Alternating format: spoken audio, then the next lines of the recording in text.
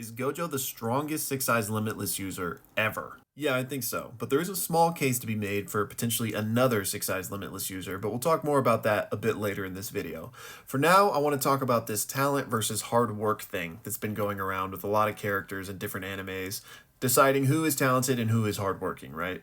And there's not a shadow of a doubt that Gojo is talented. He was literally born with the Limitless and the Six Eyes, a silver platter, right? So I'm not arguing that. But Gojo also worked hard. He is the combination of talent and hard work. And we know that because he has done things that at least some other Limitless Six Eyes users have never been able to do. But before we go any further, I need to give a quick spoiler warning for my anime onlys. I'm not going to be getting knee deep into spoilers or like explaining certain things, but I'm going to have to reference details that have not yet been revealed in the anime. So proceed at your own risk. And with that out of the way, let me also give a special shout out to Dude, who sponsored this video by asking the question, how is it that the old Limitless Six Eyes user and the old Ten Shadows user took each other out?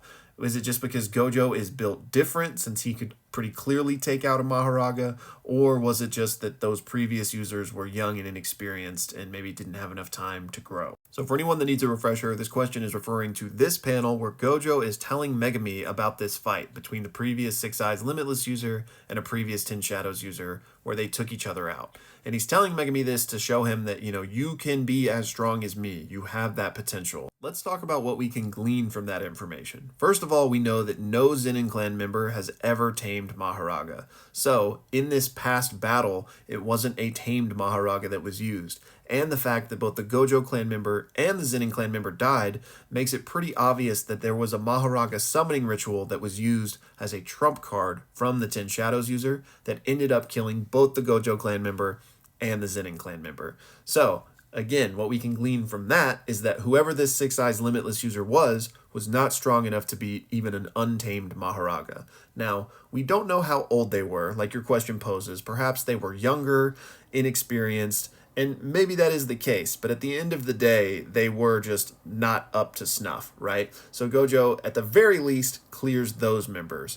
But I do think Gojo is just built different, because for all we know, that Six Eyes Limitless user didn't even have reverse curse technique, which is entirely possible because that is one of the hardest things in the verse to understand. And just because you have the Six Eyes doesn't mean you understand it, because like we saw with Gojo, he couldn't grasp it until he was on the brink of death. And that brings me to my next point about Gojo. And that is that Gojo has been challenged a lot. He has had a lot of traumatic events in his life that has forced him to evolve, forced him to keep up and train and be constantly hardworking. That's not to say that previous Six Eyes Limitless users didn't similarly have hardships in their life, but we know Gojo did, and it's probably pretty safe to assume that he had it much harder than previous members. Plus, we know his entire identity rests on the fact that he is the strongest. He's not close to anyone, especially after Geto was out of the picture. So he doesn't have anybody, he doesn't have anything to focus on besides his work, besides his training. To put it another way, I don't think any previous Limitless Six Eyes user has been as incentivized to get stronger, has had as many reasons to train as Gojo.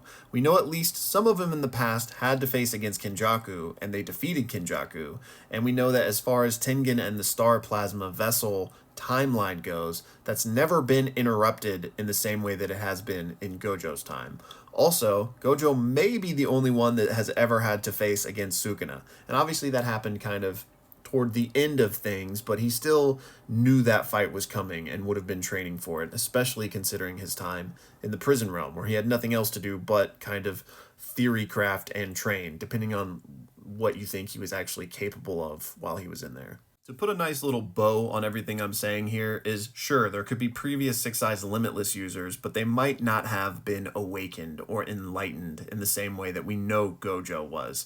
However, like at the start of this video, I did mention there's a small case to be made for one other user. So let's talk about him. So from this same scene, we know that Gojo is talking about how the information from all three clans is kind of known about each other, right? That's how Toji knew about Gojo's blue and red and the Limitless. However, Gojo says there's a secret technique that you don't know about, and that is the purple, which then implies that Gojo learned about the purple from the clan, right? Which means there was a previous Six Eyes Limitless user that invented purple, the first one to ever use it and didn't have like a guidebook to it like Gojo did. So whoever that user was was clearly also built different. This video is far longer than I thought it would be, so let me circle back around to the question here and say that yes, Gojo is just built different. I'm pretty confident in saying that he is the strongest Six Eyes Limitless user ever, and that comes from working hard and being talented. But I would love to hear y'all's thoughts in the comments.